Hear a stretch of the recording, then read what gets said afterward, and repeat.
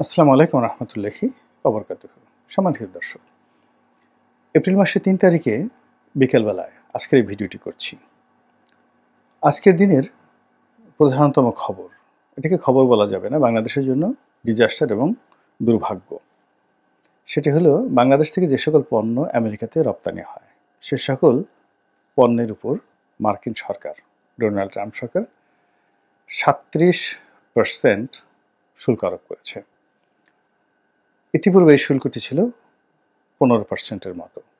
তাহলে 15-15-30 অর্থাৎ অতিরিক্ত 15 আর হলো 7, 23% শুল্ক আরোপ করা হলো। বাংলাদেশ থেকে এখন যে পণ্যটি যাবে সেই পণ্যটির উপর অতিরিক্ত শতকরা 23 টাকা বেশি দিতে হবে আমেরিকার নাগরিকদের। এবং এই শুল্কর সঙ্গে যখন এটাকে বেসিক ফান্ডামেন্টাল শুল্ক বলা হয়, আমাদের দেশে ধরুন শুল্ক যদি হয় 5% কথায় কথায় কোনো একটা জায়গাতে, তো সেটার সঙ্গে এটাকে বলা হয় কাস্টমস ট্যারিফ, তার সঙ্গে ভ্যাট যুক্ত হয়, অ্যাডভান্স ইনকাম ট্যাক্স যুক্ত হয়, আরও অলমোস্ট 10-15% যুক্ত হয়।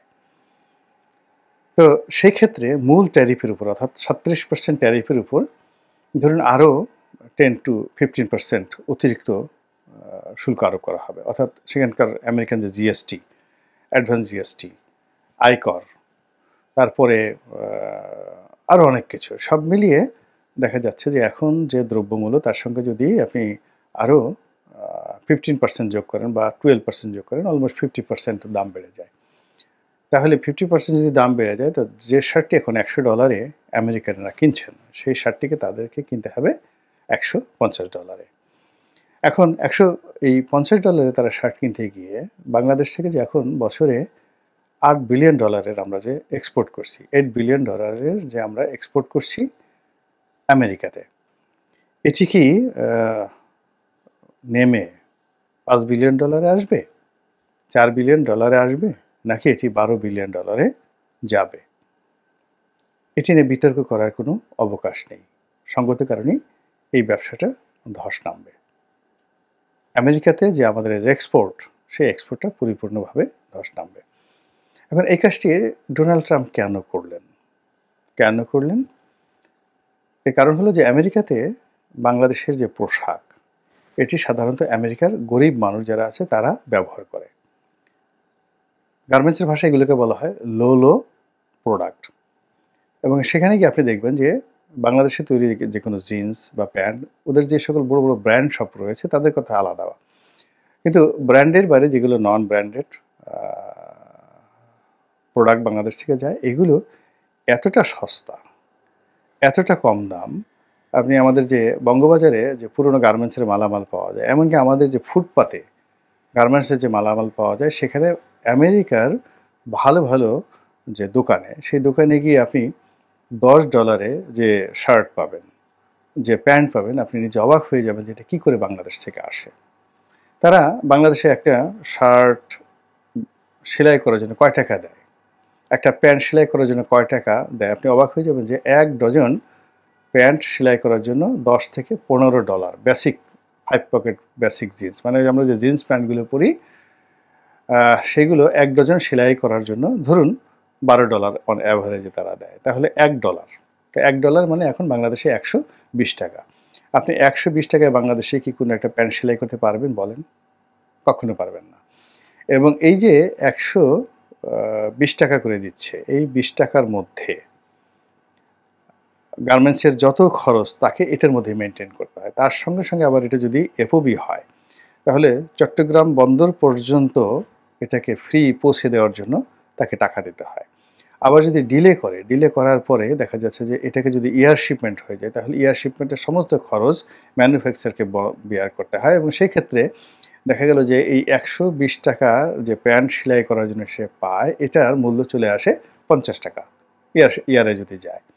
তো এইভাবে বহু ডিফিকাল্টিস মোকাবেলা করে বাংলাদেশের গার্মেন্টস শিল্প এই পর্যন্ত টিকে আছে। এবং এই বাংলাদেশের গার্মেন্টস শিল্পের উপর নির্ভর করে আমেরিকার নিম্ন মধ্যবিত্ত এবং দরিদ্র জনগোষ্ঠী তারাও টিকে আছে।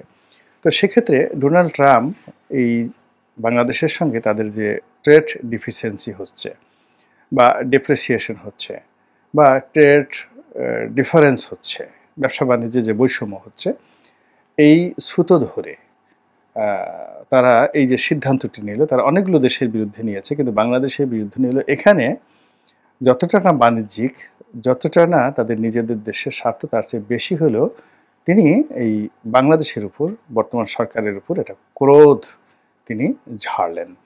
এবং এটায় আমেরিকার যে ইকোনমি, ট্রিলিয়ন ট্রিলিয়ন ডলারের ইকোনমি, সেখানে এই মানে $6 বিলিয়ন, তারপরে $6 বিলিয়ন উপরে অতিরিক্ত এই যে 37% ট্যাক্স, এটা তাদের জন্য একটা পিনাট, মানে পিনাটও না, বাদামের চেয়ে ছোট কিছু একটা। তো সেই বাদামের চেয়ে ছোট একটা যে বিষয়, সেটা নিয়ে তিনি এই যে জিদ দেখালেন, এই জিদের পেছনে মূলত তার রাজনৈতিক প্রতিহিংসা কাজ করছে, একেবারে এটা নিশ্চিত। এবং সেই প্রতিহিংসা সঙ্গত কারণে ইউনূস সাহেবকে বিয়ার করতে হবে, বহন করতে হবে, এবং তিনি সেটা বহন করতে পারবেন কি পারবেন না সেটা পরের বিষয়, বা এটা নিয়ে শিল্প কলকারখানায় কতটা নেতিবাচক প্রতিক্রিয়া দেখা দেবে এটা আগামী 2-3 মাসের মধ্যে আমরা এটা বুঝতে পারবো। কিন্তু সর্বনাশ যেটা হচ্ছে সেটা হলো যে এমনিতেই আমাদের গার্মেন্টস শিল্প একেবারে যাকে বলা হয় তলানিতে পৌঁছে গিয়েছে। আমাদের ইতিমধ্যে শত শত গার্মেন্টস ফ্যাক্টরি বন্ধ হয়ে গিয়েছে, এবং আওয়ামী লীগের যে সকল নেতৃবৃন্দ ছিলেন, বড় বড় যারা ফ্যাক্টরি চালাতেন, সেটা বেক্সিমকো বলেন, নাসা গ্রুপ বলেন, তারপরে শেষে অন্যান্য যারা আছেন আওয়ামী লীগের বড় বড় ফ্যাক্টরি ছিল, যাদের এক একটা ফ্যাক্টরিতে গড়ে 10,000 থেকে শুরু করে 50,000 60,000 লোক পর্যন্ত কাজ করতো। তো এরকম অসংখ্য ফ্যাক্টরি বন্ধ হয়ে গিয়েছে। বাকি যে ফ্যাক্টরিগুলো চলছে, সেই ফ্যাক্টরিগুলোতে এই যে কয়েক মাসে যে শ্রমিক অসন্তোষ, সেই শ্রমিক অসন্তোষের মূল কারণ হলো যারা চাকরি হারিয়েছে, তারা যে সকল ফ্যাক্টরিতে কাজকর্ম হচ্ছে, সেই ফ্যাক্টরির সামনে গিয়ে তারা বলছে আমাদেরকে চাকরি দিতে হবে, এবং তারা রাস্তা ব্লক করে রাখছে। তো এই কারণে এই গত কয়েক মাসে কিন্তু ভীষণ রকম শ্রমিক অসন্তোষ দেখা দিয়েছে, এবং এটা নিয়ে সরকারও বিব্রত, গার্মেন্টস মালিকরাও বিব্রত, এবং যারা চালাচ্ছে তারাও বিব্রত। তার সঙ্গে সঙ্গে আমাদের আইনশৃঙ্খলা রক্ষাকারী বাহিনীর নিষ্ক্রিয়তা বলেন, দুর্বলতা বলেন, মানসিক বৈকল্য বলেন, এই সমস্ত নানা কারণে জুট ব্যবসা থেকে শুরু করে আরও অনেক কিছু, ব্যাংকিংয়ে এই গার্মেন্টস মালিকরা তাদের ওয়ালে, মানে দেয়ালে রীতিমতো পিঠ থেকে গিয়েছে। এবং সেখানে হঠাৎ করে, একেবারে হঠাৎ করে এই যে মার্কিন যুক্তরাষ্ট্রের একটা সিদ্ধান্ত, এটি আমি মনে করি বর্তমান সরকারের জন্য একটা বিরাট বোঝা সৃষ্টি করেছে। এখন সরকার কি এটা অ্যাভয়েড করতে পারতো?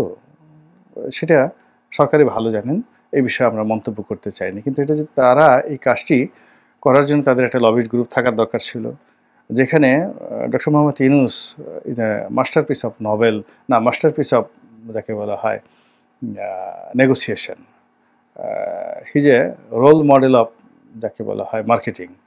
তারপরে he is the mastermind of lobbying, lobbying কীভাবে করতে তিনি খুব ভালো জানেন। তো কাজে ডোনাল্ড ট্রাম্পের সরকার এরকম একটা সিদ্ধান্ত তিনি নেবেন আরও 1-1.5 মাস আগে তিনি সেটা ঘোষণা দিয়েছেন যে এপ্রিলের 2 তারিখে তিনি এই সিদ্ধান্তটি নেবেন। তো এই সময়টিতে বাংলাদেশের পক্ষ থেকে কেন লবিস্ট নিয়োগ করা হলো না, এবং কেন সেখানে যথাযথ ব্যবস্থা নেওয়া হলো না, এবং এই জন্য সরকারের যারা কর্তা ব্যক্তি কেন তাদেরকে দায়ী করা হবে না? আমেরিকাতে যিনি রাষ্ট্রদূত রয়েছেন তিনি, ওখানে যিনি ট্রেড মিনিস্টার রয়েছেন তিনি, আমাদের পররাষ্ট্র মন্ত্রণালয়ের যিনি উপদেষ্টা রয়েছেন, তাদের সবাইকেই কিন্তু এটা নিয়ে জবাবদিহি করতে হবে। এর কারণ হলো এটা মানুষের রুটি এবং রুজির ব্যাপার। এটা ডক্টর মোহাম্মদ ইউনূস বা তৌহিদ সাহেব এদের খেয়াল খুশির বিষয় নয়, এর সঙ্গে লক্ষ লক্ষ মানুষের রুটি এবং রুজি জড়িত। কাজে এটা নিয়ে আপিল হতে পারতো, এটা নিয়ে বার্গেনিং হতে পারতো, এটা নিয়ে লবিং হতে পারতো। এটার কোনো চেষ্টা করা হয়েছে বলে আমার জানা নেই, কিন্তু এই জিনিসটা ঘটে গেছে। এই গেল এক। দ্বিতীয়ত হলো এটা কেন ঘটলো হঠাৎ করে, এবং এটা ঘটার আগে আপনারা দেখেছেন যে আমেরিকার যে একটা পত্রিকা নিউ ইয়র্ক টাইমস, সেখানে বাংলাদেশ সম্পর্কে একটা নিষ্ঠুর প্রতিবেদন ছাপা হয়েছে। সেই প্রতিবেদনে বলা হচ্ছে যে বাংলাদেশে জঙ্গিবাদ রীতিমতো ভর করেছে, এবং এই জঙ্গিবাদ আগামী দিনে এই অঞ্চলের রাজনীতি এবং অর্থনীতি নিয়ন্ত্রণ করবে। তো কাজেই আমেরিকা যখন কোনো একটি দেশের উপর খড়গ চাপায়, শাস্তি দিতে চায়, তখন কখনো কখনো বিভিন্ন সময়টিতে তারা তাদের উপর নানা রকম অপবাদ দিয়ে থাকে। যেমন তারা আমাদের শত্রু রাষ্ট্র, তারা জঙ্গি রাষ্ট্র, বিশেষ করে ইসলামী জঙ্গি রাষ্ট্র। তারপরে তারা সন্ত্রাসে, আন্তর্জাতিক সন্ত্রাসে অর্থায়ন করে, সন্ত্রাসবাদ তারা বিস্তার করে। যেমন লিবিয়ার গাদ্দাফির বিরুদ্ধে ছিল যে সে আন্তর্জাতিক সন্ত্রাসবাদকে উস্কে দিচ্ছে, এই জন্য সরাসরি সেখানে তারা আক্রমণ চালিয়েছে। তো এইরকম কাউকে যখন তারা কিল করতে চায়, মেরে ফেলতে চায়, গলা টিপে ধরতে চায়, কাউকে শেষ করে দিতে চায়, তখন আগে তাহার চরিত্রটাকে তারা হনন করে, ক্যারেক্টার অ্যাসাসিনেশন করে।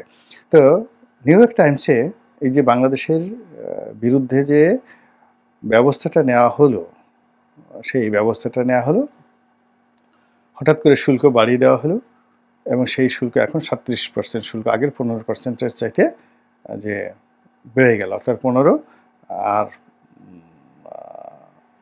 7, তো 15 আর 7 মানে কত পার্সেন্ট হলো? 15, 20 আর হলো 2, 22%। তো এই যে 22% অতিরিক্ত শুল্ক আরোপ হলো, এটা নিয়ে মার্কিন সমাজে একটা প্রতিক্রিয়া তৈরি হয়ে যাবে।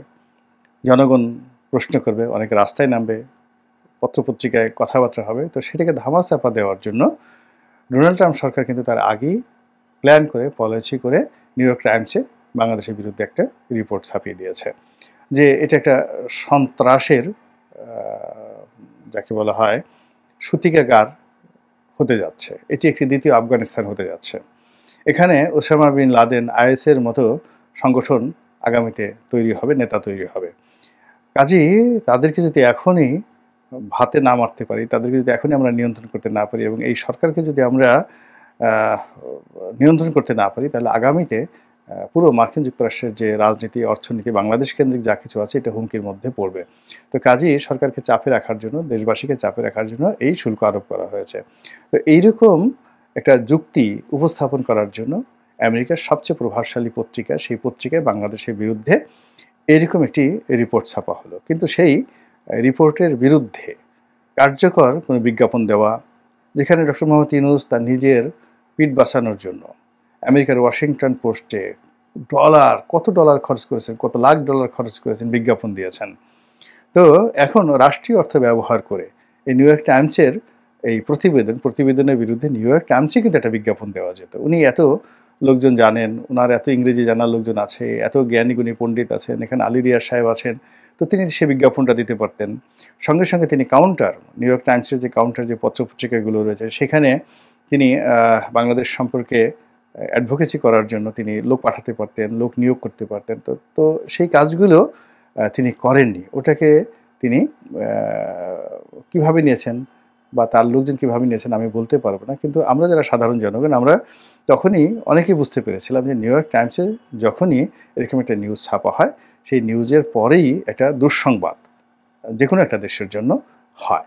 তো নিউ ইয়র্ক টাইমসের জন্য হয়, তারপরে শেষে যেটা উইকলি, যেটা টাইম ম্যাগাজিন, সেখানে যখন কোনো প্রচ্ছদ হয়, প্রায় সব ক্ষেত্রেই কিন্তু একটা দুর্ঘটনা লুকায়িত থাকে। এই নিউজটি ছিল আমাদের জন্য একটা অশনির সংকেত। আমরা সেই অশনির সংকেতটাকে অনুধাবন করতে পারিনি এবং সেই অনুধাবন করতে না পারার কারণেই অলনে ছাড়েন বজ্রপাত রূপে আমাদের উপর এই যে ট্যাক্সটা বসে গেল। এবং এটা শুধু এখানে থাকবে না, এটার দ্বিতীয় ধাপে গিয়ে তারা ওই যে শেখ হাসিনার জমানাতে একটা সিদ্ধান্ত নিয়েছিল, নিষেধাজ্ঞা, মানে বাংলাদেশের যে সকল সরকারি আমলা কামলা, রাজনীতিবিদ তাদের স্বার্থের বিরুদ্ধে যাবে, তাদের বিরুদ্ধে নিষেধাজ্ঞা আরোপ করা। এবং সেই নিষেধাজ্ঞা আরোপ করতে গিয়ে যদি এখন সরকারি কর্মে যারা নিযুক্ত তাদের 2-4 জনকে আবার সেই নিষেধাজ্ঞা দিয়ে দেয়, সরকারি কর্মকর্তা প্লাস এখন যারা রাজনীতি নিয়ন্ত্রণ করছেন, আপনি বোঝার চেষ্টা করেন, রীতিমতো ডিজাস্টার হয়ে যাবে। এবং সরকারের সেই ডিজাস্টারের মধ্যে দিল্লি কী পরিমাণ লম্ফঝম্প করবে, শেখ হাসিনা কী পরিমাণ অডিও বার্তা পাঠাবে এবং কী পরিমাণ আনন্দে উদ্বেলিত হয়ে হঠাৎ করে বাংলাদেশে ঢুকে পড়ার জন্য তিনি যাকে বলা হয় যে আনন্দ উল্লাস শুরু করবেন, এটা আপনারা কি কল্পনা করতে পারছেন? মহান আল্লাহ আমাদের সবাইকে হেদায়েত দান করুন এবং হেফাজত করুন। আসসালামু আলাইকুম ওয়া রাহমাতুল্লাহি ওয়া বারাকাতুহু।